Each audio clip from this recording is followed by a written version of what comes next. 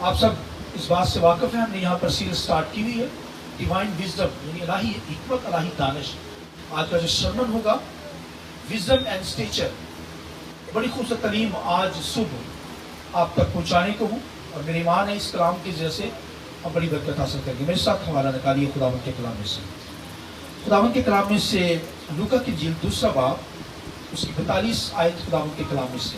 मैं चाहूंगा 41 आयत से हम पढ़ेंगे। खुदावंद के कलाम में लिखा है उसके माँ बाप हर वर्ष ईद फसा पर यरूशलेम को जाया करते थे और जब वो 12 वर्ष का हुआ तो वो अहद के दस्तूर के मुआफिक यरूशलेम को गए।